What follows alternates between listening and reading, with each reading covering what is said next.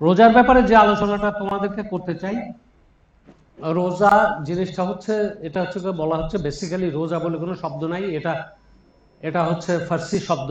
রোজা মানে হচ্ছে সিয়াম। এটা পৃথিবীর আদি থেকে ছিল, ইসলাম ধর্ম আসার আগে থেকেই ছিল। তখন মানুষ, আধ্যাত্মিক পিপুলরা সামাজিক শৃঙ্খলা রক্ষা করার জন্য, একটা মানুষের তো একটা উপলক্ষ কোনো কিছু দরকার, তাই নিজেকে তারা করতো কি আত্মনিপীড়ন, নিজেদের নফসকে নফসকে নিপীড়ন করার জন্য, নফসের চাহাতগুলোকে, যেমন আমাদের শরীর খাবার চায়, এইগুলোকে নিপীড়ন করার জন্য কিছু নিয়ম কানুন ইম্পোস্ট হয়েছিল, যেটা অ্যাকচুয়ালি ডিভাইন। এটা উঁচু স্তর থেকে আসছিল, অনেক আগের থেকেই আসছিল, পৃথিবীর আদি থেকেই।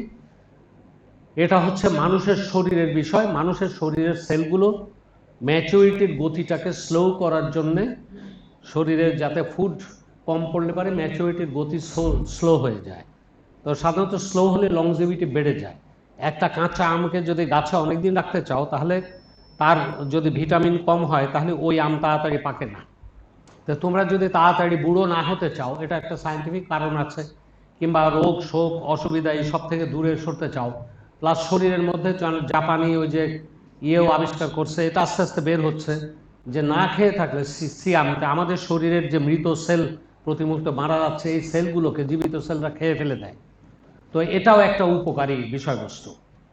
তো এর উপকারগুলো খুঁজে খুঁজে বের করা হচ্ছে, যে তো সিয়াম জিনিসটা, অর্থাৎ নিজেকে উপোস করে রাখাটা, মানুষের শরীর সংগঠন এবং চরিত্র সংগঠনের ব্যাপারে কাজে দেয়। যেমন আমাদের অশুভ চিন্তাগুলো আসে সাধারণত বাইরে বাইরে থেকে, যেটা বলে যে, দেখো সায়েন্টিস্ট এখন বলছে যে ইউ আর হোয়াট ইউ ইট, তুমি তাই যা তুমি খাও।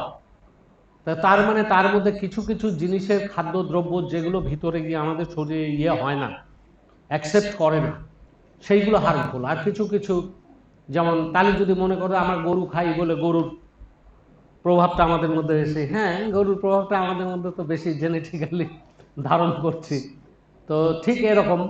তো ব্যাপারটা হচ্ছে কি, তুমি খাদ্যদ্রব্য যদি কন্ট্রোল করো, তাহলে হবে কি, তোমার চরিত্রের উপর একটা রেখাপাত করে।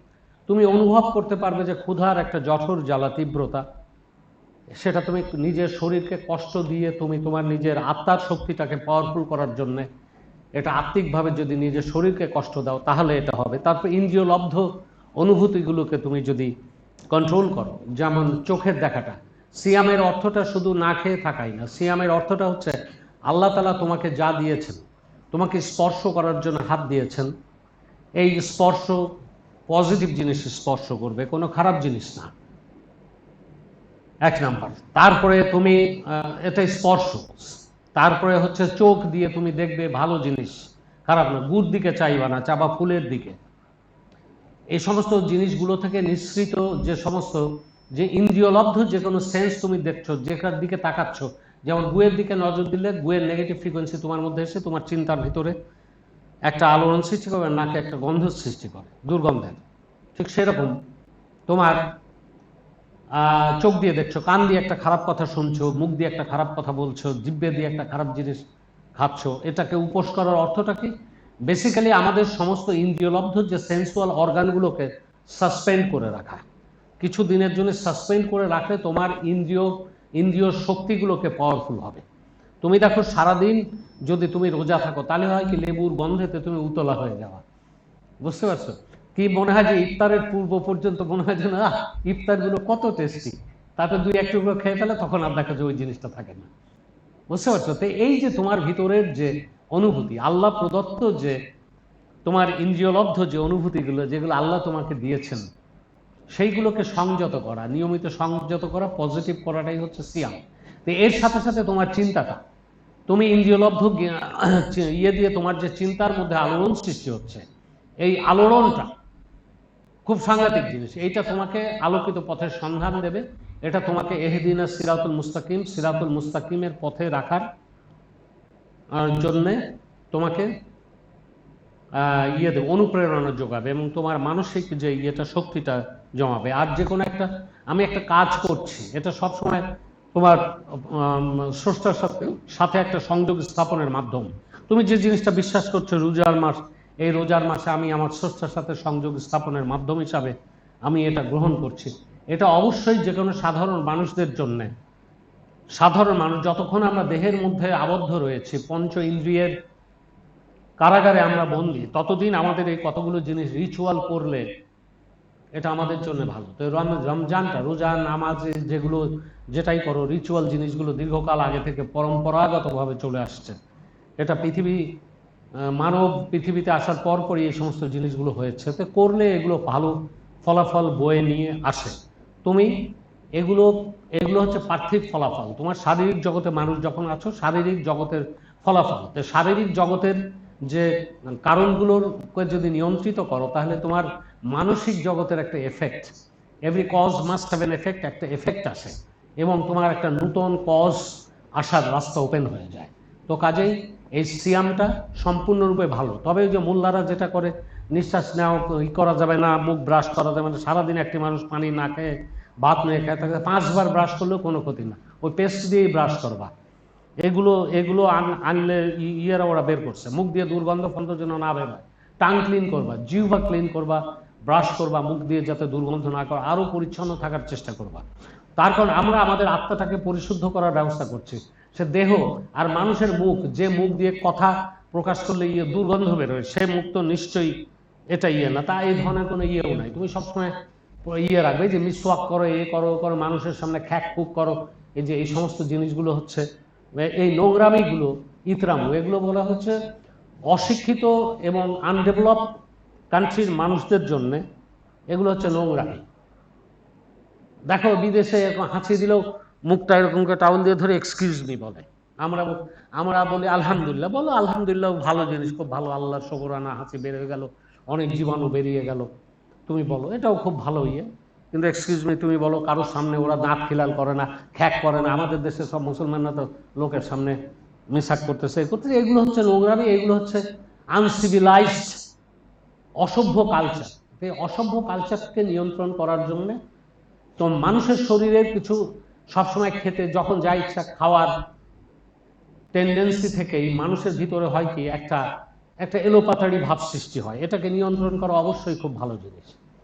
এই জন্য সিয়াম সাধনা তোমরা সবসময় মনে করবা যে এটা অপার্থিব ওই জগতের যে সমস্ত কথাবার্তা বলছে এটার সাথে না, অপার্থিব জগৎ এভাবেই কানেক্টেড হয়। তুমি পার্থিব জগৎকে যদি তুমি সংযত করো, যদি ডিসিপ্লিনের মধ্যে আনো, তাহলে তোমার মানসিক ডিসিপ্লিনের সৃষ্টি হবে এবং মানসিক ডিসিপ্লিনের সৃষ্টি হলে তোমার জীবন পরিস্ফুট হয়ে উঠবে, তোমার জীবনের ভালো দিকগুলোকে। তো জীবনের ভালো দিকগুলোকে পরিস্ফুট করার জন্য সালাত, সিয়াম, এই সমস্ত নিয়ম কানুনগুলো যদি তুমি লোক দেখানোর নিমিত্তে আর ভদ্রলোক সাজার নিমিত্তে, উলিয়া হুজুর সাজার নিমিত্তে, ওই যে একজন বললে তুই দাঁড়িয়ে রাখছিস কেন, আমি বলছি, তো বলছে যে রিক্সাওয়ালা বলছে যে স্যার 2টা সিলাম আলাইকি পাই। তো বলে কারা সিলাম আলাইকি দেয় তোর দাঁড়িয়ে রেখে? তো বলছে রিক্সাওয়ালারা। তো যদি এই ধরনের টেন্ডেন্সি তোমার তাকে 2টা সিলাম আলাইকি পাওয়ার জন্য দাঁড়িয়ে রাখে, টুপি মাথায় দেয়, লম্বা জামা পরে, হুজুর বলে ডাকে, দ্যাটস এ ডিফারেন্ট থিং। কিন্তু তুমি যদি নিজের সেলফ রেকটিফিকেশনের জন্য এই জিনিসগুলোকে দেখো যে প্রচলিত নিয়ম কানুন সব সংস্কারই কুসংস্কার নয়, অনেক সংস্কার আছে। যেমন ফেংশুই বলে আমাদের দেশে ওই যে যেগুলো আমাদের দেশে অনেক জিনিস আছে যেগুলো মানা হয়, যেগুলো তোমার ওই ইয়ের তোমার খনার বচনে আছে অনেকগুলো নিয়ম টিয়ম, এগুলোর কিছু ব্যাপার স্যাপার আছে, এগুলো মানুষ এই নিয়ম মানতে মানতে, হ্যাঁ বাস্তুশাস্ত্র যেটাকে ফেংশুই বলা হয়। এই ফেংশুই তো খুব সাংঘাতিক জিনিস। তুমি দেখবে আমাদের বাংলাদেশে একটা বাস্তুশাস্ত্র মেনটেন করা হয় খুব ভালো, এটা আমার ভালো লেগেছে।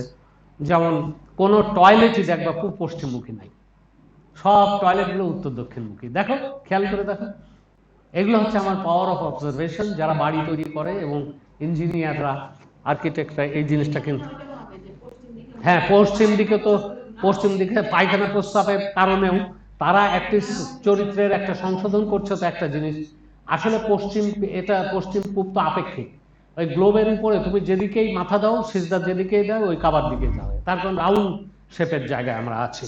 এইগুলো তো কোনো ফ্যাক্টর না, কিন্তু তবুও একটা লিমিটেশন আমরা করে নিয়েছি। এটাকে কখনো খারাপ চোখে দেখো না।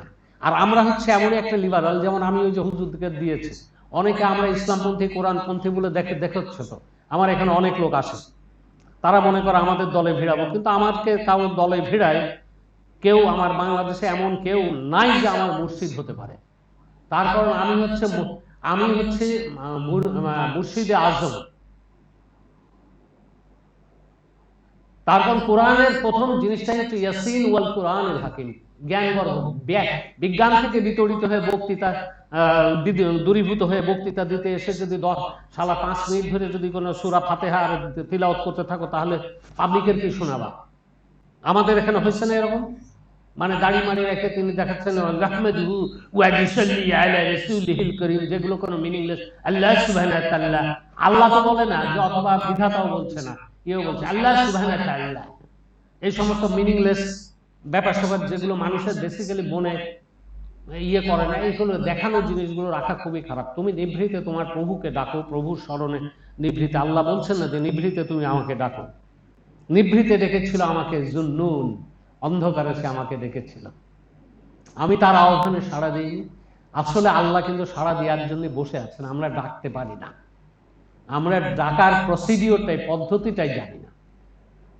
লা ইলাহা ইল্লা আনতা সুবহানাকা ইন্নী কুনতু মিনাজ জালিমিন আমরা পড়ি, এই যে মিনাজ জালিমিন যে আমরা পড়ি, অথচ এটা জানি এটা একমাত্র অন্ধকারে এই দোয়াটা পড়লে পরে কার্যকরী হয় বেশি। এটা it happened in my own life, যে রাজাকার এবং পাকিস্তানিরা আমাকে ঘিরে নিয়েছিল, এক হাত দূরে ছিলাম অন্ধকারের মধ্যে, ওরা আমাকে দেখতে পারেনি, এবং আমি সে সময় শুধু দোয়া ইউনুসি পড়ছিলাম। মানে একেবারে খাপে খাপে মিলে গেছে, আল্লাহ আমাকে বাঁচাবেন বলেই, তা না হলে ওরা আমাকে বেয়নেট দিয়ে গেঁথে ফেলে দিত। তাই এই যে জিনিসগুলো, এইগুলো জানতে হয়। আসলে আমরা ডাকার কিছু মাহেন্দ্রক্ষণ আছে, ওয়াকিয়া আছে, ওই সময় ক্লিক করে মানুষের। তোমার মনের আবেগ, বেঁচে থাকার ইচ্ছা, ব্যাকুলতা, হ্যাঁ, ঠিক সেই মুহূর্তে আল্লাহকে স্মরণ করে যখন তুমি ডাকতে পারো যে এটা নিতান্তই আমার ইয়ের ব্যাপারে, তখন আল্লাহ সাড়া না দিয়ে পারেন না। বুঝতে পেরেছো? তো আমরা আসলে ওই যে একটা গান ছিল না প্রাচীন আমলের, যে খোদা তোমায় ডাকতে জানি না, ডাকার মতো ডাকলে খোদা কেন শুনবে না। আসলে ডাকার মতো ডাকাটাই হচ্ছে তোমার সময় সন্ধিক্ষণ এবং তোমার চেতনার সাথে ব্যালেন্স হওয়া, ওইটা হচ্ছে ডাকার মতো ডাকা। তো ডাকার মতো ডাকতে হলে এই যে সিয়াম, নামাজ, এগুলো হচ্ছে ডাকার একটা মাধ্যম। এগুলো চিন্তাশীলদের জন্য, যেমন অনেকে বলে হাদিস পড়ে, এগুলো শেখার কোনো দরকার নাই। সামাজিকভাবে সমষ্টিগতভাবে শিখছে নিয়মটা, মসজিদে যে 5 ওয়াক্ত নামাজ পড়তে, এগুলো তো খারাপ জিনিস না, এগুলো ভালো জিনিস। এগুলো নিয়ে কন্ট্রোভার্সিয়াল হওয়ার কোনো কারণ নাই। ডিভাইন ল এগুলো মানুষের ভিতরে আল্লাহ তাআলা ঢুকাই দিয়েছেন, যার ফলে দেখো প্রার্থনার অনেক প্রক্রিয়া রয়েছে, ইবাদতের অনেক প্রক্রিয়া রয়েছে। তার মধ্যে আমরা দিনের মধ্যে 5 বার সৃষ্টিকর্তাকে স্মরণের জন্য একটা প্রক্রিয়া নিয়েছি, কিন্তু ওটা যদি আল্লাহকে এক্সপ্লয়েট করার উদ্দেশ্যে, অন্য মানুষের থেকে টাকা ধার নেওয়ার উদ্দেশ্যে নামাজ পড়তে যাও, এ করো লোকের কাছে ধার্মিক দেখাও, এটার জন্য না। তুমি রোজা আসো কিনা এটা লোকরে দেখানোর কোনো বিষয় না। তুমি দরকার হলে, বুঝতে পারছো, কিন্তু এই মাসটা প্রতিটা মানুষের অ্যাটেনশন থাকে এদিকে। এ সময় প্রকৃতি জগতও একটা জিনিস অভ্যস্ত হয়ে যায়, প্রকৃতি তখন তোমার সাথে সিনক্রোনাইজড হয়ে যাবে বেশি, স্কেলার এনার্জি ফিল্ড, তখন তোমার ভিতরে চেতনা, তোমার ভিতরে আবেগটা উচ্ছ্বসিত হবে বেশি। রোজার দিনে বেশি করে তুমি স্মরণ করবা সৃষ্টিকর্তা আল্লাহকে, নিজের জীবন, আমাদের হারিয়ে যাওয়া পূর্বপুরুষরা, তাদের কথা স্মরণে আনবা, আল্লাহর কাছে মাথা নত করে একটু হাউ হাউ করে কাঁদো। বুঝতে পারছো? তখন তোমার শরীরে ইয়ে থাকবে, দেখবা যে শুকনো চোখেও পানি চলে আসছে। ঠিক এই মুহূর্তে আল্লাহ তো বলছেন আকুতি সহকারে, মিনতি সহকারে তোমরা আমাকে স্মরণ করো। তো অবশ্যই এই মাসটা আল্লাহকে স্মরণ করার জন্য একটা আকুতি ভরা মাস। কাজে তোমরা তোমাদের নিজেদের শরীরের চাহাতগুলো, ইন্দ্রিয়ের চাহাত, ইন্দ্রিয় উপলব্ধিগুলোকে সংযত করে যদি সৃষ্টিকর্তার দিকে মাইন্ডটাকে কনসেন্ট্রেট করে ইয়ে করতে পারো, আর তোমরা সবাই মেডিটেশনে যারা অভ্যস্ত, তাদের জন্য এই আলফা লেভেলে চলে আসাটা সহজ। এটাই হচ্ছে আলফা লেভেল। যখন তুমি আভ্যায় ভয় করে কাঁদবা, তখন তুমি আলফা লেভেল থেকে থেটা লেভেলে মানুষ চলে যায়। বুঝতে পেরেছ? তো ন্যাচারালি কাজে এটা সিয়াম সাধনা ঠিক যেভাবে আছে, যে প্রক্রিয়া চলছে, রোজা রমাদান যেভাবে সেহরি খায়, যেভাবে ইয়ে করে, এইভাবেই করো, জাস্ট ফলো দ্য রুল। কিন্তু ওই যে ইয়ে করলে যে তুমি যে তোমার রোজা ভেঙে গেল, একটা ভুল করে পানি খেয়ে ফেলাই দিলে, কিংবা এগুলো এসব না। আর সহসা তুমি ওই ইয়ে না করলে, মুখ দিয়ে দুর্গন্ধ ফন্ধ যদি বেরোয়, সে সময় শরীরে প্রচুর সেন্টিমেন্ট মাখবা, হ্যাঁ, রোজা অবশ্য রোজা থাকলে হয় কি শরীরের ঘাম কমে যায়, তাতে শরীরের দুর্গন্ধ কম নিঃসৃত হয়, কিন্তু মুখের দুর্গন্ধ বাড়তে থাকে। ওই জন্যে আমি বলি যে 2-3 বার ব্রাশ করো, টাং ক্লিন করো, তাহলে তোমার শরীর মুখের দুর্গন্ধটা থাকবে না, মানুষের মধ্যে আসবা।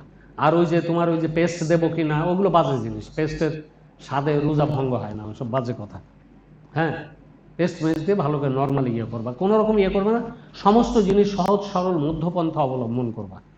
আমরা অন্যদের মতো না একেবারে লাথি মেরে সব ফেলাই দেবো, আবার একেবারে ফট করে যেগুলো অ্যাকসেপ্ট করবো তা না। মানুষের আচরণের মধ্যে অনেক কিছু আছে যেগুলো বেসিক্যালি আল্লাহ তাআলা কোরআন পড়েও তো শিখেছ। আল্লাহ তাআলা যেগুলোর উপরে আলোকপাত করেননি, তাহলে তো বলতেন যে বেহেশতের সাথে এটার কোনো সম্পর্ক নাই।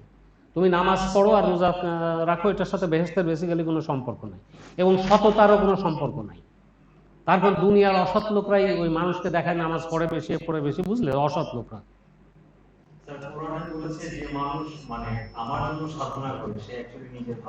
নিজের ভালোর জন্যই করে। তো তাহলে নিজের আল্লাহর জন্য যখন তুমি সাধনা করবা, ঠিক সেইভাবে এটা ইয়ে করবা। মনে রেখো যে তো এই সমস্ত প্রক্রিয়াগুলো নিজে সৎ হওয়ার জন্য। নামাজ রোজা এইগুলো যদি প্রকৃতপক্ষে কেউ আল্লাহর জন্য সাধনার নিমিত্তে এগুলো নিজেকে করে, এই নিয়মগুলো ফলো করে, তাহলে প্রকৃতপক্ষে সে নিজের ভালোর জন্যই করে, এবং নিজের ভালোর জন্য করলেই তার কর্মজগৎ সুন্দর হবে, তার কর্ম সুন্দর হবে, তার চিন্তা সুন্দর হবে, তখনই সেই মানুষ বেহেশতি মানুষে পরিণত হবে। এই জন্য আল্লাহ বলছেন সৎ কর্মশীলদের জন্য রয়েছে বেহেশত। এবং ঈমান মানে এক আল্লাহ বিশ্বাসী, এই বিশ্বাসী হতে হবে যে আমি সেই সব কর্ম করছি, নিশ্চয় আমার আল্লাহ শুনছেন, আমার ত্যাগ তিতিক্ষা, আমার গ্ল্যানি সমস্ত কিছু যে আমি রিমুভ করার চেষ্টা করছি, উনি এগুলোর জন্য আমাকে ভালো অনারিয়াম দেবেন। ঠিক এইভাবে করে যাওয়া। কাজে কোনো জিনিস ফুট করে ফেলাই দিবা না, ফুট করে গ্রহণও করবা না। তার কারণ কোরআন তোমরা পড়েছো, 15 বার পড়ছো, তোমরা বুঝতে পারছো যে আল্লাহ কোনগুলোর উপর ইমফাসিস করছেন। অনেকগুলো জিনিস মানুষের ভুল বুঝতে হয়। তো এই জিনিসগুলো যতক্ষণ পর্যন্ত আর একটা নূতন রেকটিফাইড কেউ আল্লাহ পাঠায় না, আল্লাহ বলেছেন কোরআনে যে এটাই শেষ, আমার শেষ বাণী রেকটিফাইড বাণী, এবং এটা রক্ষার ভার আমার, তখন নিশ্চয় দিয়ার স্থান থেকে এরপরে আর কোনো নিয়ম কানুন আর আসবে না। এটাই সঠিক এবং সহজ সরল, এটাই ইহদিনাস সিরাতুল মুস্তাকিম। পৃথিবীতে আল্লাহ তাআলা প্রকৃতি রুটের কাছাকাছি থাকার জন্য কোরআনে আমাদেরকে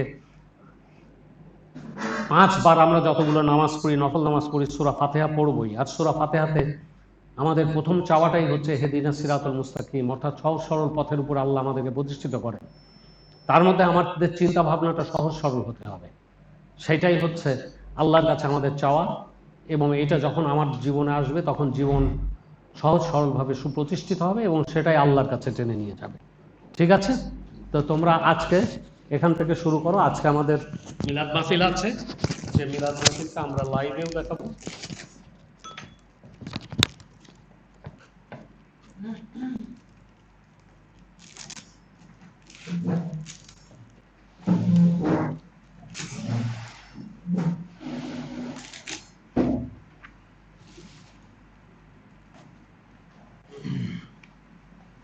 আঠারো নম্বর সূরা, সূরা কাহাফ, পৃষ্ঠা 319, মক্কায় অবতীর্ণ, আয়াত 110, রুকু 12। আল্লাহর নাম নিয়ে শুরু করিলাম, দয়া ও করুণা ভরা আছে যার নাম, সমস্ত প্রশংসা সেই এক আল্লাহ, এই কিতাব নাযিল হয়েছে যাহার, বান্দার প্রতি সবই এই কোরআনে, আঁকা বাঁকা কোনো কথা নাই এখানে, প্রতিষ্ঠিত করেছেন তিনি ইহাকে, কঠোর আযাবের ভয় ইহাতে থাকে, মুমিনের জন্য শুভ সংবাদ আনে, সৎ কাজ করিবে আরো যারা এখানে, উত্তম প্রতিদান রয় তাদের দলে, যাদের তারা চিরকাল ধরে, ইহাতে ভয় আছে তাদের প্রদান, যারা বলে আল্লাহর আছে সন্তান, নেই কোনো এ বিষয়ে জ্ঞান তাহাদের, ছিল না যেমন সেটা বাপ দাদাদের, ঘৃণা করো বিষয় তাহাদের কথা, শুধু মিথ্যা বলে যারা তাদের জন্য শুধু আক্ষেপ করিয়া, হয়তো নিজের প্রাণ দেবে তুমি দিয়া, তারা না থাকে যদি ঈমান আনিয়া।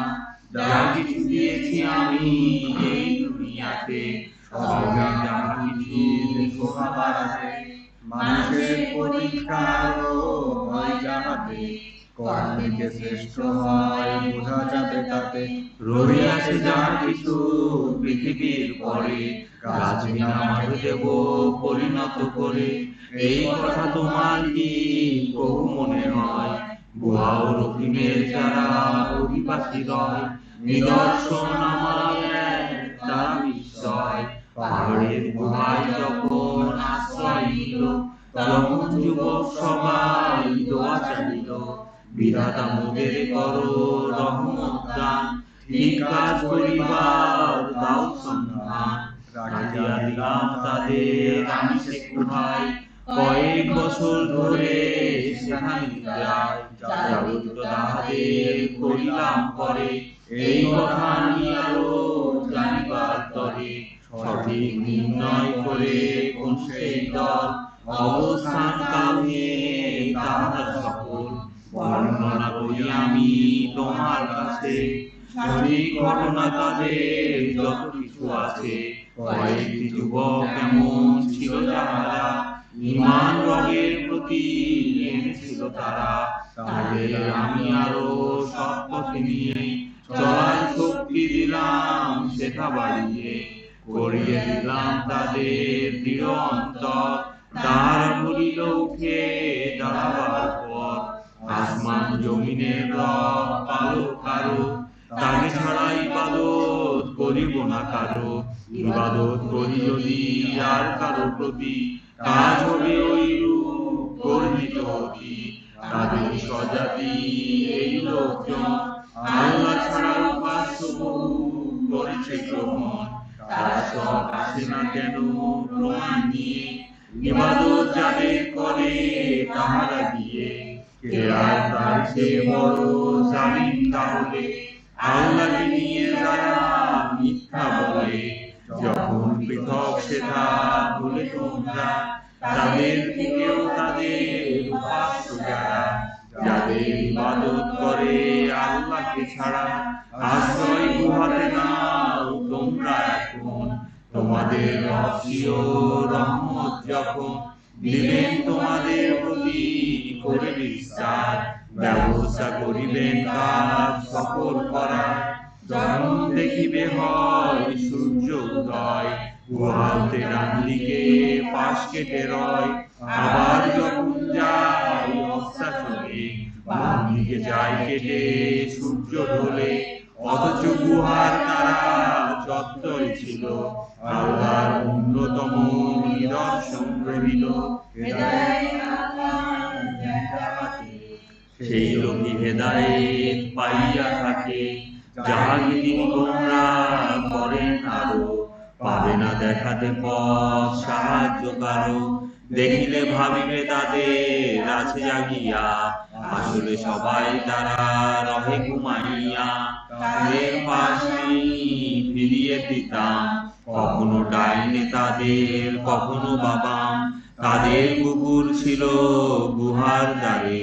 সামনের পা দুটি প্রসারিত করে উকি দিয়ে তাহাদের যদি দেখিতে, আতঙ্কগ্রস্ত ভয়ে হয়ে পড়িতে, পিছনে ফিরে তাই পলায়ন করিতে।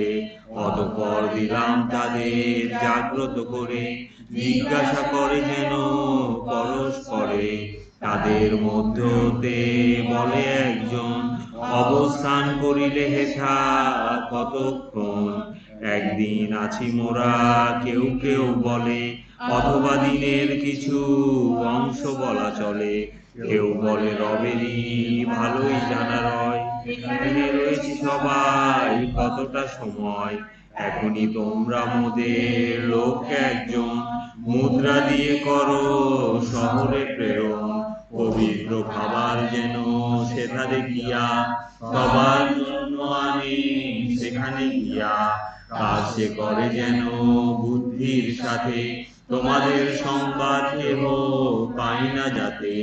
ওরা যদি তোমাদের সন্ধান পায়, পাথর ছুঁড়ে হত্যা করিবে সেথায়, অথবা ধর্মে নেবে তোমাদের সকল, তাহাতে তোমরা সবাই হবে নিষ্ফল। এই রূপে তাদের চাই প্রকাশ করিতে, আল্লাহর সত্য আদাত জানিয়ে দিতে। থাকে শেষে তাই যেন সন্দেহেতে, ঘটিয়া যাবে যাহা রোজ কিয়ামতে। তাদের কি করণীয় বিতর্ক চলে, তখন তাহারা সব এই কথা বলে। সৌধ নির্মাণ এক কর তাহলে, তাদের প্রভুরই জানা তাদের বিষয়। অতঃপর অধিকেরই একমত হয়, মসজিদ করিতে তারা প্রস্তুতি লয়। অনুমান সে বিষয়ে করিল এমন, কেউ কেউ বলে যে ছিল 3 জন। চতুর্থটি তাদের কুকুর ছিল, তাদের আরো কেহ ইহা বলিল। 5 জন যারা কুকুর নিয়ে 6, কেহ বলে 7 জন কুকুর এক রয়। ভালোই জানা বলো আমার রবে, কতজন সংখ্যায় ছিল তাহাদের। তাদের সংখ্যা অতি অল্পই জানে, বিতর্ক করো না ইহা কাহার শনি। জিজ্ঞাসা করো না এদের আর কোন ক্ষণে, কখনো বলিও না কোন কাজ নিয়ে। এ কাজ করিব তবে কাল আমি গিয়ে, আল্লাহর ইচ্ছা বলো তার সাথে দিয়ে। ইহা বলিতে যখন যাবে ভুলিয়া, তখন সিও রবকে স্মরণে নিয়া বলিবে আশা করি প্রভু আমারে, এর সেই নিকটের পথ দেখিবারে। এবার পাঠালেন তিনি দেশটারে, রয়েছিল তার ওই গুহার ভিতর 300-র বেশি আরো 9টি বছর।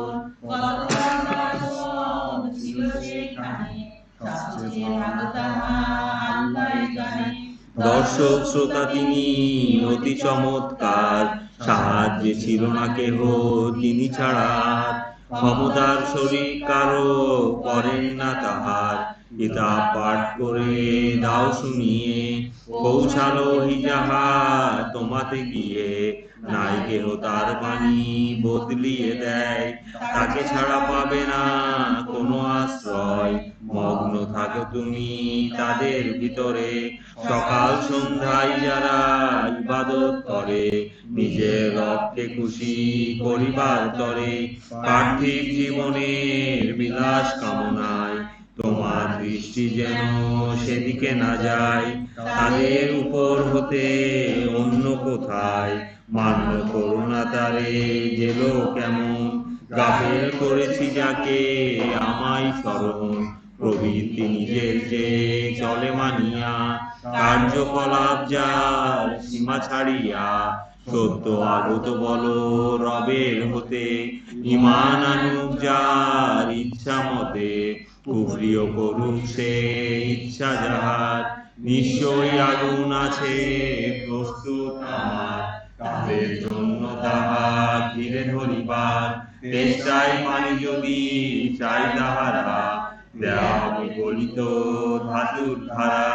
মুখের ভিতরে তাহা জ্বালিয়ে দেবে, কতই না খারাপ সেটা পানীয় হবে। এরূপ জঘন্য জায়গায় তাহারা রবে, ঈমান আনিয়া ভালো কাজ যাহাদের।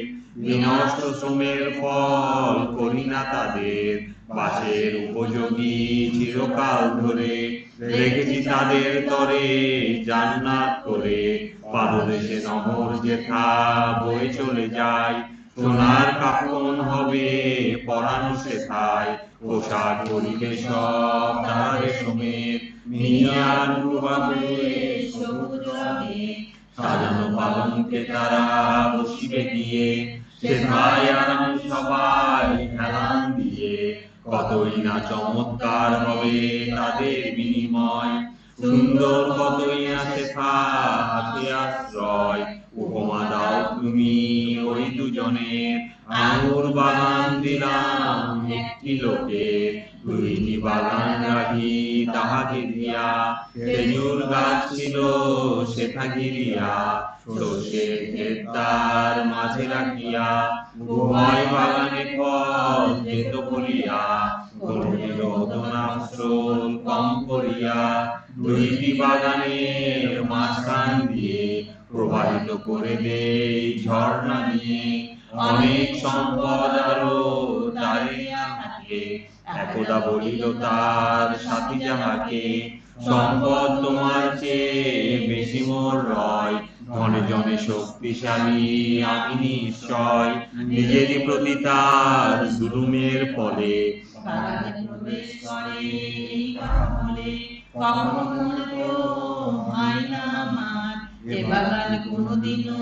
ধ্বংস হবার, আর আমি ধারণা করি না কখনো সেরকম হবে তাই কিয়ামত কোনো, রবের কাছে যদি ফিরিতেই হয়, এর চেয়ে ভালো মোর সেখানেও রয়।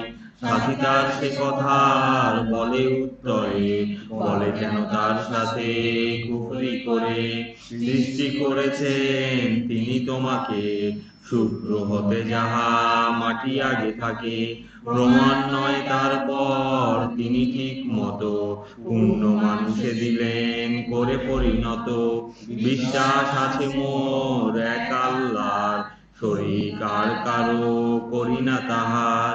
বাগানে প্রবেশ কালে তাকে বলিল, তোমার এমনি বলা উচিত ছিল, আল্লাহর ইচ্ছা যাহা হয়ে থাকে তাই, সাহায্যে ক্ষমতা কারো তিনি বিনা নাই, না ধনে জনে কম দেখো মোরে, সকল কিছুতে তুমি আমার উপরে, আশা করি মোর রব তিনি অচিরে অনেক দামি কিছু দিবেন মোরে, সেইটা তোমার চেয়ে বেশি কিছু রয়, তোমার বাগানে হবে কোন বিপর্যয়, আসমান হতে তাহা হবে আগত, উদ্ভিদ শূন্য মাঠে হবে পরিণত, অথবা জমিনের পানি শুকিয়ে যাবে, সক্ষম হবে না তার সন্ধান লাভে, অতঃপর আসিল এক মহাবিপর্যয়, বাগানের জন্য যাহা হয়েছিল ব্যয়, বাগান ভস্ম হয়ে গেল ভূমিতে, লাগিল তখন সে অনুতাপ করিতে, হায় হায় আমি যদি রবের সাথে তখন শরীক না করিতাম তাতে, কখনো এমন দল ছিল না তাহার, মোকাবেলা করিতে কেহ পারে আল্লাহর, পারে না করিতে নিজেরও কোন উপকার, এরূপ ব্যাপারে কোনো সাহায্য করা, প্রকৃত মাবুদ নাই আল্লাহ ছাড়া, সবচেয়ে শ্রেষ্ঠ তিনি দিতে পুরস্কার, প্রতিফল দিতেও আছেন উপরে সবার, তাদের কাছে করো বর্ণনা দান, পার্থিব জীবন সে তো পানির সমান, আসমান হতে পানি যাহা বর্ষায়, উদ্ভিদ যাহা হতে ভূমিতে গজায়, বিচূর্ণ হয়ে যায় সব শুকিয়ে, নিয়ে যায় বাতাসে তাহা উড়িয়ে, এই সব যত কিছু আল্লাহরই দান, সকল কিছুরই পরে তিনি শক্তিমান, সন্তান সন্ততি ধন সম্পদ যাহা, পার্থিব জীবনের শোভারয় তাহা, সর্বদা সৎ কাজ করে রবের কাছে প্রতিদানও আশা করা উত্তম আছে, পর্বত যেদিন দেব চালিত করে, পৃথিবীকে দেখিবে তুমি খোলা প্রান্তরে, সেদিন একত্রিত আমি করিব সবার, তাদের কাহারও সেথায় ছাড়িব না আর, হাজির করা হবে সবাই তাদের, চারিদিকে একসাথে সম্মুখে রবে, বলা হবে তোমরা মোর কাছে আসিলে, যেভাবে প্রথমে সবাই সৃষ্টি ছিলে, অথচ তোমরা তখন করিতে মনে, এ সময় আনিব না কোন মনে, আমল নামা দেওয়া হবে সামনে রেখে, তাতে যা লেখা আছে সেই সব দেখে দেখিবে কেমন ভীত অপরাধী যারা, আফসোস আমাদের বলিবে তারা, এ কেমন আমল নামা পেলাম হাতে, ছোট বড় কিছুই বাদ পড়েনি তাতে, বরং সকল কিছুই রয়েছে যাতে, করেছিল পাবে তাহা সম্মুখে সবার, জুলুম করিবেন না কারো রব যে তোমার, বলেছি তখন আমি ফেরেশতাদের, আদমকে সবাই যেন সিজদা করে, সিজদা করিল সব ফেরেশতারা, কেবল মাত্র শুধু ইবলিস ছাড়া, জিন জাতির এক ইবলিস ছিল, রবের আদেশে অমান্য করিল, তবুও কি তোমরা ছেড়ে আমাকে বন্ধু হিসাবে নিলে এই রূপ তাকে, এবং বংশ তাহার যাহারা থাকে, অথচ শত্রু তারা তোমাদের রয়, জালিমের ইহা বড় জঘন্য বিনিময়, তাদের ডাকিনি আমি সাক্ষী দিয়ে, আসমান জমিনে সৃষ্টি করিতে, এমন কি যে সময় তাহারা সৃজন, তা বলে নয়তো বহু আমিও এমন, বিভ্রান্তকারী সব রয়েছে যারা, আমার সাহায্যে কোনো লাগিবে না তারা, সেদিন বলিবেন তিনি ডাকো তাদের, মাটিতে আমার শরীক তোমরা যাদের, তাদের তখন সব ডাকিবে তারা, কিন্তু তাদের ডাকে পাবে না সাড়া, তাদের মাঝে দেব সৃষ্টি করে,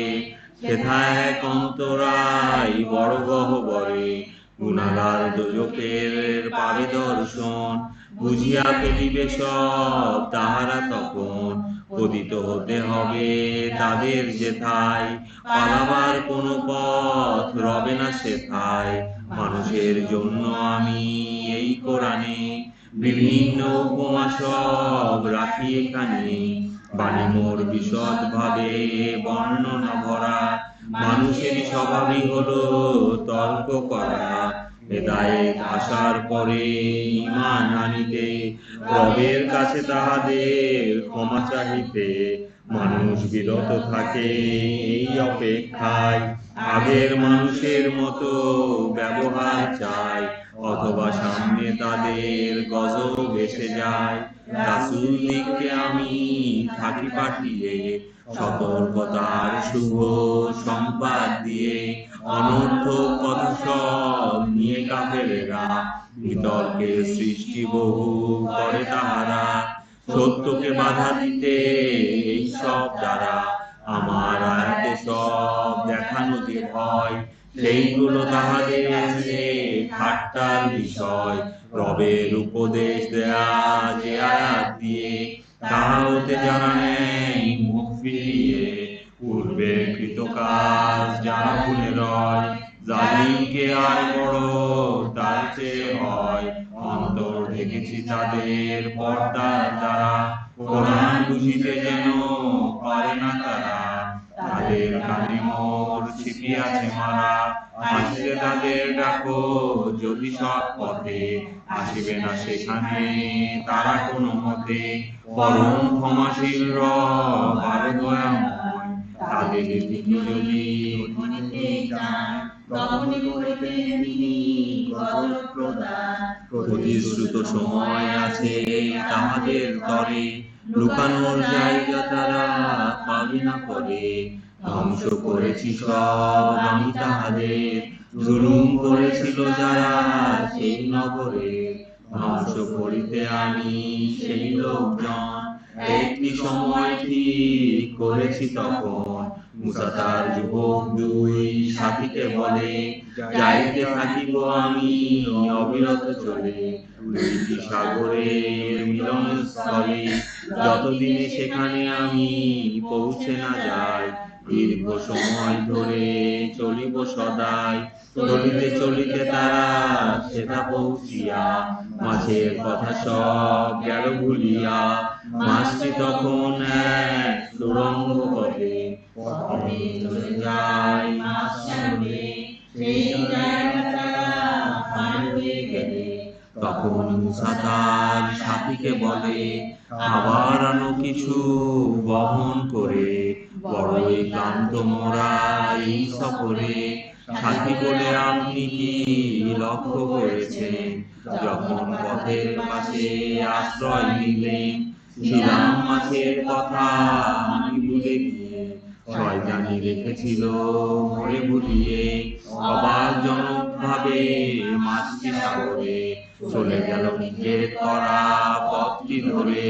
মুসা বলে, আমরা তো এতক্ষণে এই জায়গায় যাই খুঁজিতেছি মনে। অতঃপর উভয় পায়ের চিহ্ন ধরে পিছনের দিকে তারা চলিল ফিরে। সাক্ষাৎ পেল মোর বান্দা সেখানে, যে ছিল আমার এক রহমত দানে।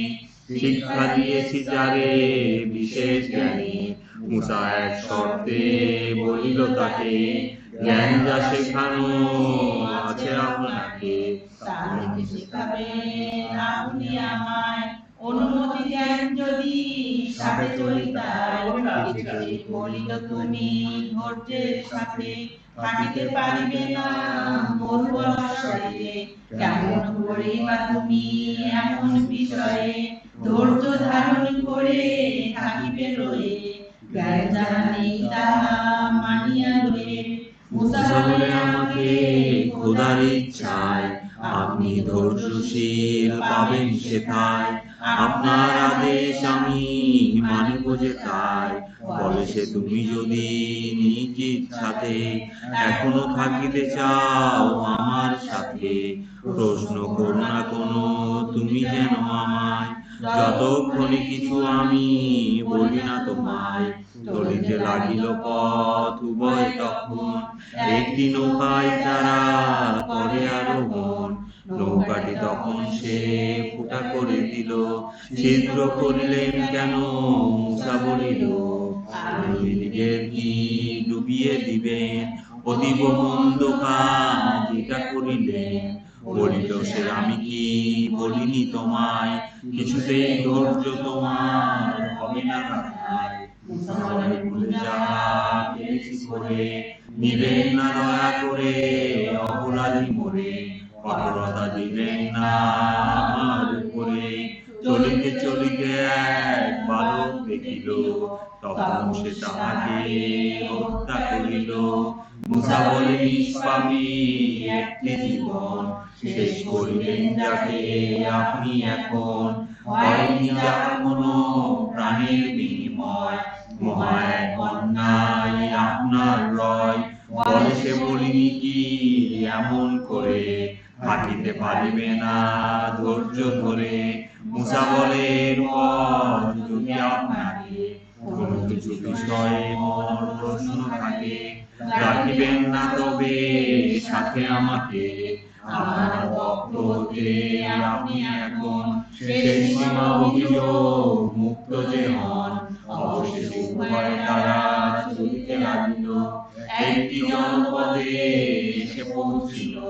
তাদের কাছে কিছু চাইল খাবার, কিন্তু দিতে তারা করে অস্বীকার। একটি প্রাচীর শেখা পাইলে দেখিতে, উপক্রম হয়েছিল ধ্বংসে করিতে। ভাঙা প্রাচীরটাকে ঠিক করে দিল, জিজ্ঞাসাবাদ মুসা তাকে করিল, আপনার ইচ্ছা হলে উহা করিতে অবশ্যই পারিতেন কিছু বিনিময় দিতে। সম্পর্ক ছেড়ে হলো বলে তাহাকে, তোমার ও আমার মাঝে যাহা কিছু থাকে, ধৈর্য ছিল না তোমার সেই বিষয়ে। প্রকৃত তত্ত্ব তাহার যাও তুমি রয়ে। নৌকাটি ছিল কিছু দরিদ্র লোকে, সাগরে খুঁজিতে হতো জীবিকা তাদের। তাদের নৌকাতে আমি খুদ করে দেই। কেমন রাজা এক ছিল সামনে, সেই রাজা সবারে জোর করিয়া নিখুঁত নৌকা সব নিত ছিনাইয়া। আর যাহা ছিল সেই বালকের ব্যাপার, ভূমির লোক ছিল মাতা পিতা তার।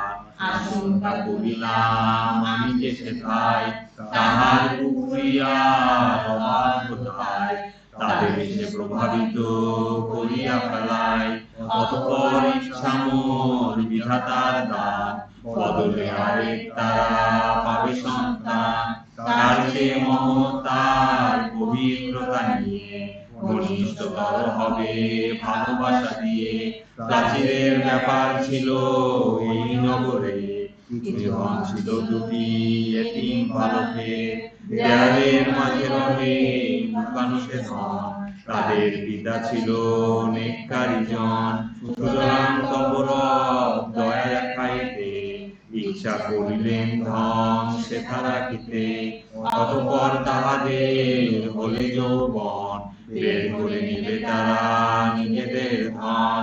কিছু আমি করিনি নিজে সবের, ধৈর্য থাকে না তোমার সেই বিষয়ে। প্রকৃত তত্ত্ব কথা এই হলো তাদের, জুলকারনাইনের কথা জিজ্ঞাসা করে। বিবরণ বর্ণনা করি বলো তাদের, প্রতিষ্ঠা দিয়েছি তার আমি দুনিয়াতে। পার্থিব সম্পদ বহু দিয়াছি সাথে, তারপরে নিজে এক পথ ধরিল। সূর্যের অস্তাচলে গিয়ে পৌঁছিল, পঙ্কিল জলাশয়ে সূর্য ডুবিল। তথায় সে একটি জাতি দেখিল, জুলকারনাইন হে বলিল তারে, দিতেও পারো তুমি শাস্তি জালে, অথবা তাদের নাও ভালো ব্যবহারে। বলে সে জুলুম কেহ করে যদি থাকে, অবশ্যই শাস্তি আমি দেব তাহাকে। তারপর রবের কাছে ফিরিয়া যাবে, কঠোর আযাব শেখা তার কাছে পাবে। সৎ কাজ করিবে সে ঈমান আনিয়া, রব ভালো বিনিময় পুরস্কার দিয়া। আচরণ তাদের সাথে ভালো করিব, সহজ নম্র ভাবে কথা বলিব। তারপর অন্য আরেক পথ শেষ হবে, পৌঁছিল সূর্যের উদয়স্থলে। এমন জাতির উপর সূর্য উঠিল, এবং তাদের শেষ তথায় দেখিল। আবরণ রাখিনি কোনো তাদের উপরে, সূর্য হতে যাহা রক্ষা করে। এই রূপই ছিল তার ঘটনা আসল, আমার জানা আছে কাহিনী সকল। অতঃপর ভিন্ন আরেক পথ সে ধরে, পর্বত প্রাচীরের যাহা ছিল ভিতরে। সেথায় সে তখন পৌঁছিয়া গেল, একটি জাতিকে সেথা দেখিতে পেল। তাহার কোনো কিছু কথা তাহারা একদমই বুঝিতে পারে না তারা। জুলকারনাইন হে তাহারা বলে, ইয়াজুজ মাজুজ দ্বারা অশান্তি চলে আমাদের দেশের এই অভ্যন্তরে। বড় কিছু মোদের দিন ধার্য করে, প্রাচীর যাহা দ্বারা তৈরি করিয়া, তারাও ওদের মাঝে দিন রাখিয়া। বলিল সে দিয়াছেন রব আমাকে, সম্পদ মোর কাছে যথেষ্ট থাকে। সঙ্গে করো শুধু সাহায্য মোরে, মজবুত দেওয়াল এক দেব আমি গড়ে। তারা তোমাদের আড়াল যা করে, তোমার লোহার পাত নিয়ে আসো গিয়া। পাহাড়ের ফাঁকে গেল ভরিয়া, বলিল সে তোমরা দাও দম্ভা পড়ে। তাম্র নিয়ে আসো গলিত করে, আমি তাহা ঢেলে দেই উহার উপরে। পারিল না ইয়াজুজ মাজুজ পার হইতে, এবং তাকে ছিদ্র করিতে। জুলকারনাইন বলে, ইহা তো আমার রবের রহমত এক রাজ্যে তাহার। প্রতিশ্রুত সময় রবের আসিবে যখন, চূর্ণ করিয়া এটা দিবেন তখন। প্রতিশ্রুতি সর্বদা রবের সত্য এমন, তাদের অবস্থা দেব এমনি করে। তরঙ্গের মতো একে অপরের পরে, এবং সিঙায় তখন ফুঁক দেয়া হলে চলিয়া আসিবে তারা সব দলে দলে। তাদের সবারে তখন আমি তারপরে আনিয়া ফেলিব সব একসাথে করে, হাজির করিব আমি সেদিন দোজখ। ভালো করে দেখিবে তা কাফেরের চোখ, যাদের চোখ ছিল পর্দায় ঢাকা, ভুলেছিল আমাকে স্মরণে রাখা। সক্ষম ছিল না তারা শুনিতে থাকা, কাফেরের ধারণা শুধু রয় কি এখন, মালিক আমাকে ছেড়ে বান্দা গ্রহণ। কাফেরকে আপ্যায়িত করিবার তরে, জাহান্নাম রেখেছি আমি প্রস্তুত করে। বলে দাও আমি কি তোমাদের কাছে সংবাদ দেব লোক যারা সব আছে, কর্মের দিক দিয়ে জঘন্য অতিশয়, পূর্ণ করিব মাঝে তারা সব রয়। বিফল হয়েছে যারা পার্থিব জীবনে, অথচ তাহারা সবাই এই করে মনে, সবাই উত্তম কাজ করিছে তারা। উহারাই এমন সব লোক যাহারা অস্বীকার করিল যারা রবের আয়াত, মানেনি তারা সব তার সাক্ষাৎ। যাবতীয় কর্ম তাদের নিষ্ফল আছে, কিয়ামতে গুরুত্ব নাই আমার কাছে। জাহান্নাম সবাই তারা পাবে প্রতিফল, বিদ্রুপ করেছে বলে আয়াত সকল। রাসূলকে তারা সব করেছে গ্রহণ, ঠাট্টার বিষয় রূপে তাহারা তখন। ঈমান আনিয়া যারা ভালো কাজ করে, ফিরদৌস জান্নাত তাহাদের তরে। চিরকাল থাকিবে সব তারা সেখানে, যাইতেও যাবে না তারা অন্য স্থানে। আমার রবের বলো মহিমা যার হয়, লিখিবার কালি যদি সমুদ্র হয়, অবশ্য সমুদ্র শেষ হয়ে যাবে। অনুরূপ সমুদ্র যদি সাহায্যে আনে, তবুও মহিমা সকল লিখিয়া তাহার, শেষ করা যাবে না কখনো যাহার। বলো তুমি আমি তো তোমাদেরই মতো, ওহি শুধু মোর কাছে প্রেরিত যত। তোমাদের উপাস্য মাবুদ একজনই থাকে, সাক্ষাৎ লাভে তার আশা যে রাখে, সে যেন তাকে সৎ কর্মের উপরে ইবাদত রবের কারো শরীক করে। 288 সূরা নাহলটা অনেক বড়। কত বাজে? 6টা বেজে গেছে। বড় হয়েছে। এটা 16, এটা পড়তে পুরা করতে রাস্তাঘাটের অবস্থা, হ্যাঁ সকাল সকালই সবাই হ্যাঁ, চলে যায়। পাবলিক ট্রান্সপোর্ট তো বন্ধ হয়ে যায় 7টার পরে। হ্যাঁ। আরে আমি আজকে বাজারে গিয়ে যে বিপদে, আর এখন প্রচন্ড জ্যাম হচ্ছে। হ্যাঁ জ্যাম হচ্ছে, করোনা, তারপর হচ্ছে রমজান। কাল থেকে দেখুন হ্যাঁ। না কাল থেকে মানুষ সূরা কাহফ আমাদের শেষ হয়ে যাচ্ছে না? জি স্যার।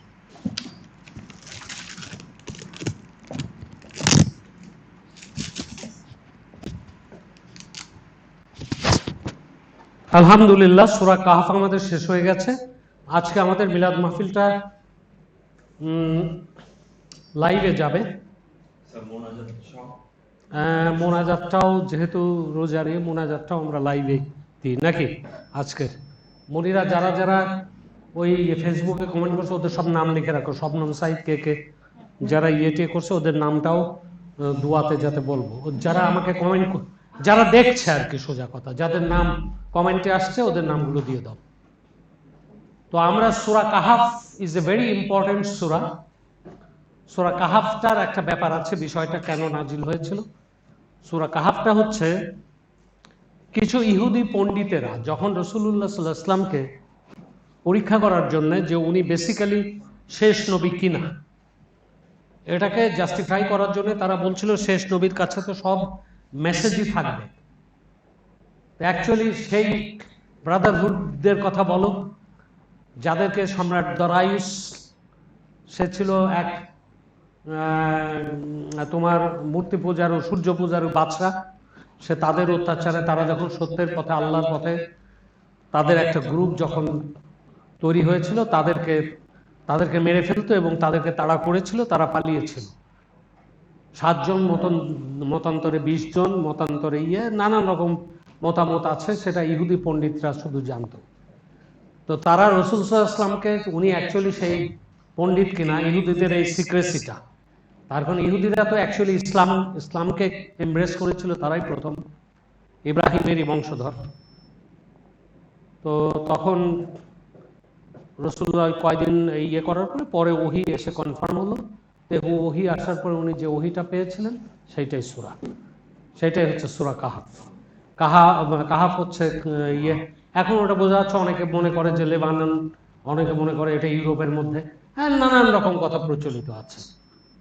তো প্রচলিত কথাটা ব্যাপার না, আমরা কোরআনে আল্লাহ যতটুকু আমাদেরকে জানাচ্ছেন ততটুকুই সত্য হবে। কেন জানাতে যাচ্ছেন, বললো যে এই রকিম এবং গুহা, সূরা কাহাফের বিষয়টা উল্লেখ করা হয়েছে অ্যাকচুয়ালি আমাদেরকে জ্ঞান দিতে, যে এই কাহিনী, তাদের এই কাহিনীর দ্বারা আমরা কি বুঝতে পারছি, রোজ কিয়ামতে এই ঘটনাই ঘটে যাবে। বুঝতে পেরেছ? মানুষ মৃত্যুর পরে যখন পুনরুজ্জাগত হবে, সে সময় তাদের মনে হবে ঠিক এরকম ভাবে, এটা আছে তো, মনে হবে কয়েকটি মুহূর্ত ছিলাম, একটি সকাল অথবা বিকাল আমরা পৃথিবীতে কাটিয়ে আসলাম, তাই না? অনেক রকম ব্যাপার আছে। তারপরে দেখো এরপরে ইল্লিন, সিজ্জিন, বেহেশত, অনেক কিছু কথাই আছে, কিন্তু আসলে এর মধ্যে অনেক ব্রাঞ্চেস আছে। যেমন ধরো ইনকার্নেশন আছে, আছে, বিভিন্ন রকমের তথ্য একসাথে করা, তো যার ফলে মানুষ অনেক সময় গুবলেট পাকিয়ে ফেলে, বিভিন্ন মতামতের দল বেরিয়ে যায়।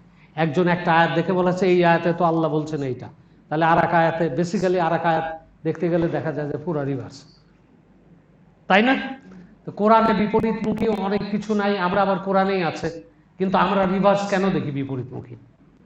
বিপরীতমুখীটা হচ্ছে আমরা আসলে ব্যাপারটা হচ্ছে ওটা অল্প কম্বাইন 30 পারার মধ্যে সমস্ত তথ্য দিয়ে গুলো ব্যালেন্স করা নাই। এক একটা সময়ের প্রেক্ষাপটে এক একটা জিনিস নাজিল হয়েছিল, এক একটা ইনফরমেশন দেওয়া হয়েছিল, সেই ইনফরমেশনগুলো চূড়ান্ত অবস্থাটা বলা হয়েছে, ওটাকে কোনো ব্যাখ্যা করা হয়নি। যার ফলে সূরা ওয়াকিয়াতের ইনকার্নেশন আছে, অনেক জায়গায় ইনকার্নেশন আছে, সূরা কাহাফে আছে যে হঠাৎ করে একটি বিকাল একটি সকাল কাটিয়ে যাবা, তাহলে আবার ওদের সকাল বিকাল তাদের আবার রুহুকে তোমার আগুনের সামনে নিয়ে যায় বসাচ্ছে, তাই দেখাচ্ছে।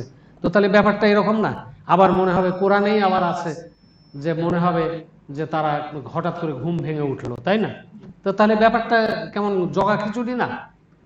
আসলে জগা খিচুড়ি ওখানে নাই, জগা খিচুড়ি আমাদের ফাঁকায় যায়, আমাদের পড়ার ধারাবাহিকতাটাকে মেনটেন করতে পারি না। আমরা মনে করি যে সময়ের প্রেক্ষাপটে যেটা হয়েছে ওটাই না অ্যাবসলিউট সবকিছু মনে করি, তা না। ওটা এক একটা অবস্থার প্রেক্ষাপটে এক একটা জিনিস, ইনফরমেশনগুলো আল্লাহ তাআলা মানুষকে দিয়েছেন, সেটাই হচ্ছে কোরআন।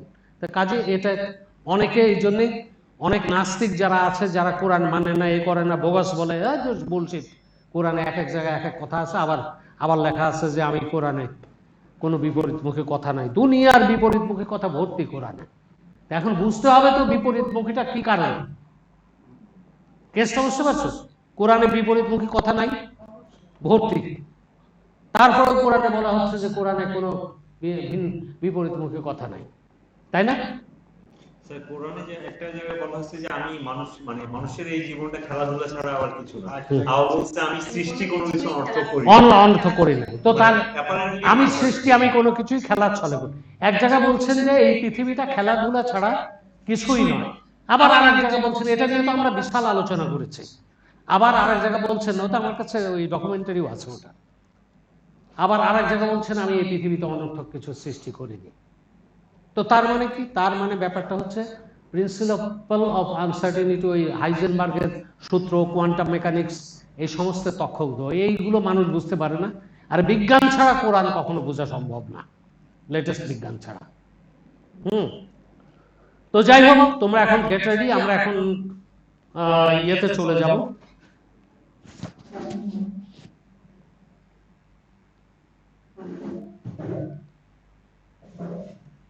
প্রথমে আমরা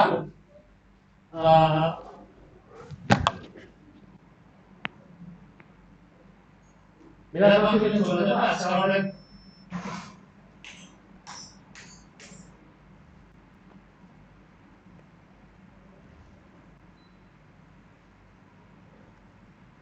আজকে আমাদের ইমাম আমাদের বিপদ দিবস। আজকে ওর মাথার মধ্যে চ্যানেল করার চেষ্টা করতেছে, আমাদের ডাক্তারের মাথার মধ্যে ইউএফও দূর থেকে ইকো সিগন্যাল পাঠাচ্ছে। এটা তো বুঝতে পারছে, ও মনে করছে মাথার মধ্যে কি এটা ঠিক করে যায়, এটা তোমার ক্র্যাশ করা মানে যখন করেছে।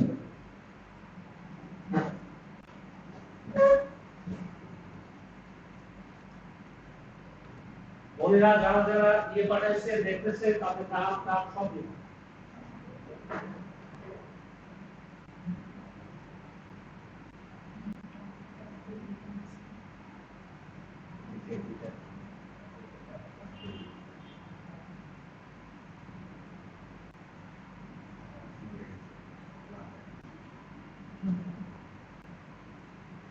বিসমিল্লাহির রহমানির রহিম। শৈশব থেকেই আমরা দেখে আসছি মুসলিম পরিবারে মিলাদ প্রথা। মিলাদ মাহফিলে কিছু মানুষ একত্রিত হয়ে নবী করিম সাল্লাল্লাহু আলাইহি ওয়াসাল্লামের জন্ম থেকে নবুয়তি লাভ পর্যন্ত সংক্ষিপ্ত আলোচনা করা হয়। সেই সাথে ভক্তি ভরা চিত্তে আবেগের দ্বারা চোখে পানি ঝরিয়ে নবী করিম সাল্লাল্লাহু আলাইহি ওয়াসাল্লামের প্রতি দরুদ ও সালাম প্রেরণ করা হয়। এভাবে মিলাদ অনুষ্ঠিত হতো। এই মিলাদ আরবি এবং বাংলা ছন্দের মাধ্যমে একটা ডিসিপ্লিনের সাহায্যে উপস্থাপন করা হতো। মিলাদ মাহফিলে উপস্থিত প্রতিটি ভক্তের মনের অভ্যন্তরে তখন একটা পবিত্র এবং স্বচ্ছ ভাবের উদয় হতো। অতুলনীয় বেহেশতি এক প্রকার মানসিক অনুভূতিতে মন প্রাণ আচ্ছন্ন হয়ে পড়ত। এই চমৎকার প্রথাটি বর্তমান কালে বিভিন্ন ফতোয়ার দ্বারা আক্রান্ত হয়ে পড়েছে। অনেক মৌলবীরা এটাকে বিদআতি ফতোয়া দিয়ে কন্ট্রোভার্সিয়াল করে তুলেছে। আর সাধারণ মানুষেরা এ ব্যাপারে স্ব পরিচিত মৌলবী ও হুজুরদের নিকট থেকে মন্তব্য গ্রহণ করে থাকে। সাধারণ মানুষ এটা জানার জন্য নিজেরা কখনো কোরআনের সাহায্য নেয় না, যদিও কখনো বা তারা বিভিন্ন হুজুরদের লিখিত সস্তা কিতাব থেকে কিছুটা পড়ে থাকে, কিন্তু কোরআনের বাণীর সাথে তার কোনো সংযোগ আছে কি নেই সে হিসাব তারা কখনো করে না। এই জন্য আমি সর্বপ্রথমে পবিত্র কোরআনের বাণী দিয়ে আপনাদেরকে দেখিয়ে দেব যে অন্য কোনো মানুষের কথা নয়, কিতাবে লিখিত হুজুরদের বাণী নয়, শুধুমাত্র আল্লাহ কি বলেছেন এ ব্যাপারে তাই আমরা মানব। মিলাদ শব্দের প্রকৃত অর্থ হচ্ছে জন্ম। জন্ম কার জন্ম? এই জন্ম নবী রাসূল হযরত মুহাম্মদ সাল্লাল্লাহু আলাইহি ওয়াসাল্লাম। পৃথিবীতে তার জন্ম হয়েছিল মানব জাতির জন্য রহমত স্বরূপ। আর সেই আল্লাহ প্রেরিত রহমতের প্রতি দরুদ ও সালাম প্রেরণের জন্য ডিসিপ্লিনিটির সাথে সমবেতভাবে পবিত্র অনুষ্ঠানকে বলা হয় মিলাদ মাহফিল। পবিত্র কোরআনের 3 নম্বর সূরা আল ইমরানের 31 নম্বর আয়াতে আল্লাহ বলেছেন, কুল ইন কুনতুম তুহিব্বুনাল্লাহ ফাত্তাবিউনি ইউহিব্বুকুমুল্লাহ। অর্থাৎ তোমরা যদি আল্লাহকে ভালোবাসতে চাও তাহলে নবীকে ভালোবাসো। অতএব আল্লাহ তাআলা নবীর প্রতি ভালোবাসা নিবেদন করতে বলেছেন। স্বয়ং আল্লাহ তাআলা নবীকে ভালোবাসেন। তাই তিনি পবিত্র কোরআনের 33 নম্বর সূরা আহজাবে 56 নম্বর আয়াতে বলেছেন, ইন্নাল্লাহা ওয়া মালাইকাতিহি ইউসাল্লুনা আলান নবী ইয়া আইয়ুহাল্লাযীনা আমানু সাল্লু আলাইহি ওয়া সাল্লিমু তাসলিমা। অর্থাৎ নিশ্চয়ই আল্লাহ এবং তার ফেরেশতারা নবী সাল্লাল্লাহু আলাইহি ওয়াসাল্লামের উপরে দরুদ পাঠ করেন। অতএব যাদের ঈমান আছে তার উপরে দরুদ পাঠ করো এবং সালাম পাঠাও। কাজে উপস্থিত সুধীবৃন্দ, যারা মিলাদ মাহফিলে এসে সমবেত হয়েছেন তাদের এই ব্যাপারে কোনোই সংশয় থাকা উচিত নয় যে মিলাদ পড়া বেদাত নয়। ইবাদত আমরা করি শুধু আল্লাহ, ক্ষমার সাহায্য চাই যে তাহার, আত্মার স্বচ্ছতা পবিত্রতা চাই, আল্লাহর সাহায্য যেন এতে পাই, মন্দ কর্মে যেন দূরে সরে যাই, বিপদে চলিলে কেহই উদ্ধারে নাই। আমরা সাক্ষ্য দিলাম শুধু আল্লাহ, ইবাদত যাকে শুধু করা যায়, মুহাম্মদ প্রেরিত রাসূল তাহার, তাহারই পাঠানো এক বান্দা যে আর। আল্লাহ পাঠালেন তাকে রাসূল বানিয়ে, সতর্ক করিতে আরো সুসংবাদ দিয়ে। আল্লাহর নামে তিনি আহ্বানকারী, আলোকিত প্রদীপ যিনি স্বীকৃত নারী। প্রশংসিত হয়েছেন তিনি স্বয়ং আল্লাহ, যে কিতাব আলাদা করে সত্য ও মিথ্যা।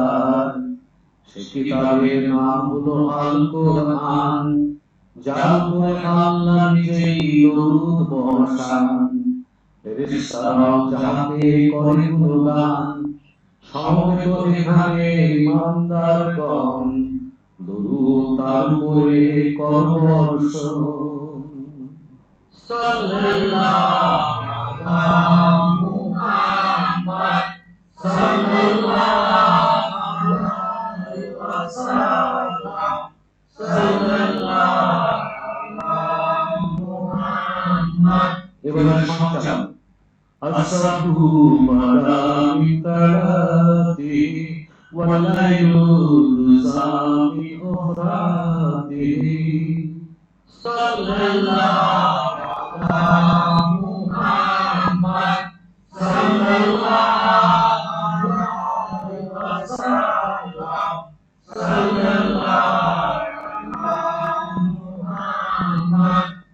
মিলাদে বাংলা কাসিদা সঞ্চালন শুরু করবে। প্রভাত শুরু হয় তার জয় লাগে, আধার কেটে যায় যাও ভাঙে, দূর হয়েছে সবার বিপথে গমন, অশুভ শক্তি সবই হয়েছে দমন।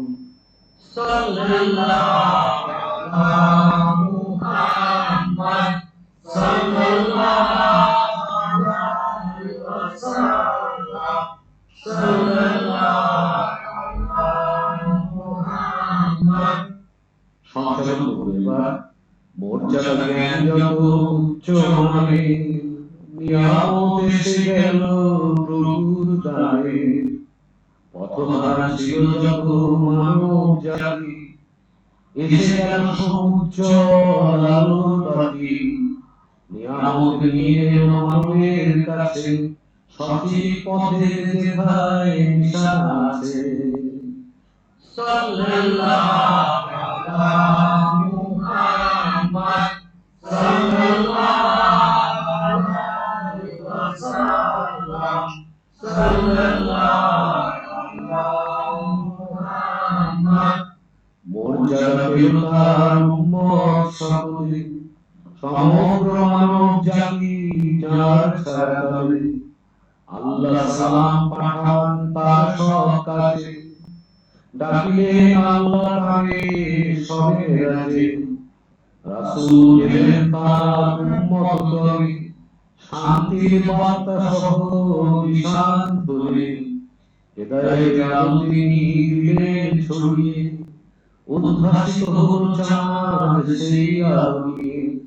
দোলা লাগিল যত বৃক্ষের শাখায়, মুখর হল কত বাদর ভাষায়। চাঁদ খণ্ডিত হল তার ইশারায়। সাল্লাল্লাহু আলা মুহাম্মদ, সাল্লাল্লাহু আলাইহি ওয়াসাল্লাম, সাল্লাল্লাহু আলা মুহাম্মদ।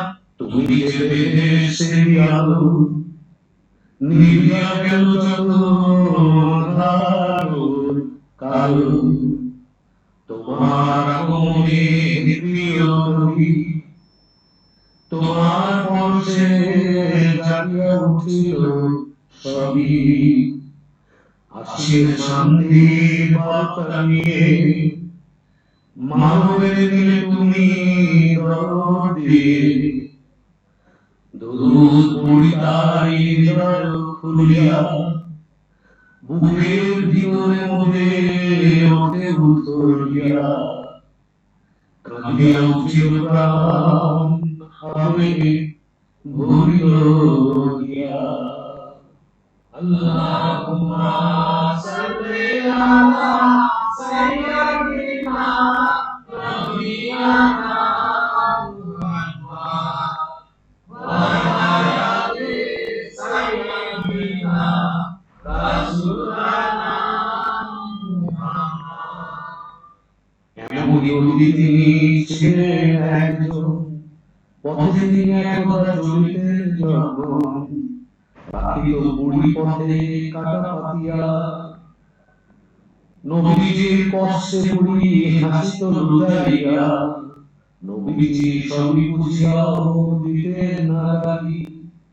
একদিন দেখেন যে রাস্তা রয়েছে খালি, কাটা নাই পথে কোথাও সেখায়, বুড়িকেও তিনি আর দেখিতে না পায়।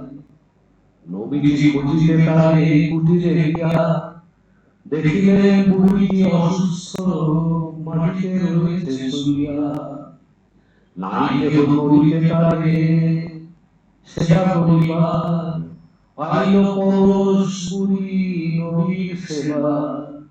নবীজির যত্নে আরো সেবা শুশ্রূষায় বুড়িটি পূর্ণরূপে সুস্থ হয়ে যায়।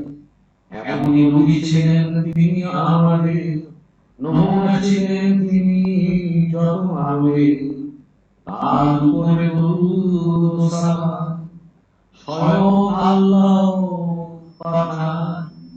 আর যত ফেরেশতা কুলে গাহিছে তারই জয়গান, তাহারি উম্মত মোরা তার তরে করিব গান।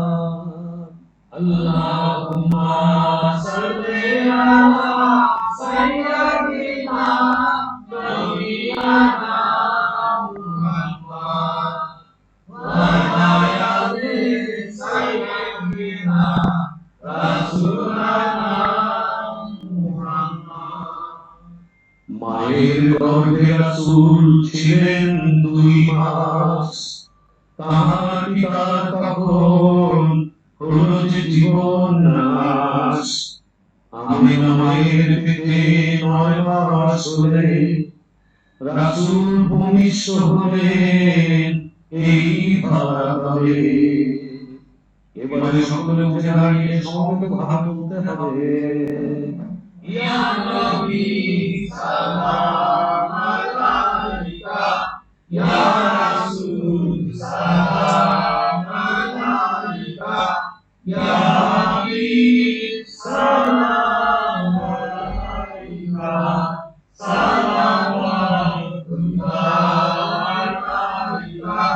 হে নবী তোমাকে সালাম, হে রাসূল তোমাকে সালাম, হে প্রিয় তোমাকে সালাম, তোমাকে অসংখ্য সালাম।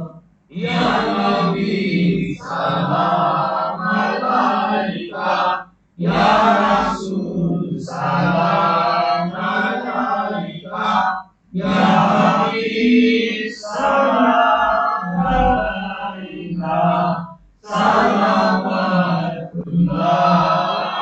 আলাইকা। وطلع البدر علينا من ثنيات الوداع وزغ الشرور علينا ما دعا لله داعي. يا نبي سلام عليك، يا رسول سلام عليك، يا حبيب سلام عليك، صلوات الله البدر علينا واختفت منه القدور مثل حسن ما رأينا قط يا أزهى سروري يا نبي سلام عليك يا رسول سلام عليك يا حبيب سلام عليك صلوات الله عليك أنت شمس أنت بدر أنت نور فوق نوري أنت إكسير وغالي أنت مصباح الصدور يا نبي سلام عليك يا رسول سلام عليك يا حبيب سلام عليك صلوات الله عليك তুমি যে নূরে গৌরবী নিখিলে ধ্যানের ছবি তুমি নাই রে দুনিয়ায় আধারে ডুবিত সবই ইয়া নবী সালাম আলাইকা ইয়া রাসূল সালাম আলাইকা ইয়া হাবিব সালাম আলাইকা সালাওয়াতুল্লাহ আলাইকা চাঁদুরু জাতাসে আসে সে আলোয় হৃদয় নাসে এটাই দিনবরী মানবের ধ্যানের আকাশে ইয়া নবী সালাম আলাইকা ইয়া রাসূল সালাম আলাইকা ইয়া হাবিব সালাম আলাইকা সালাওয়াতুল্লাহ আলাইকা নবী না হয়ে দুনিয়ার না হয়ে সখোদার হয়েছি উম্মত তোমার তারপরে শুকর হাজার ইয়া নবী সালাম আলাইকা ইয়া রাসূল সালাম আলাইকা ইয়া হাবিব সালাম আলাইকা সালাওয়াতুল্লাহ আলাইকা এবার সবাই বসে পড়তে পড়তে বলবেন আসসালামু ওয়াসসালামু আলা নবিকা খায়রি খালকি কুল্লিহিম এমদের দরুদ ও সালাম সেখানে পৌঁছে যাও নবীজির উপরে সবই পৌঁছিয়ে দাও বালাগুল্লাহ বিকামালিহি কাশফাত জামি জামালিহি হাসনাত জামিউ আফসালিহি সাল্লু আলাইহি ওয়া আলিহি অর্থাৎ অতি মহান সকল গুণগান তার রূপে কেটে গেল সকল আঘাত সুন্দর মনোহর যার আচার সুন্দর তার উপরে দরুদ পড়ো হে মোর হৃদয় সাল্লাল্লাহু আলা সাইয়্যিদিনা মুহাম্মদ ওয়া আলিহি ওয়াসাল্লাম শান্তি বর্ষিত হোক যত আল্লাহ মুহাম্মদ সাল্লাল্লাহু আলাইহি ওয়াসাল্লাম এবং তার পরিবার বর্গের উপর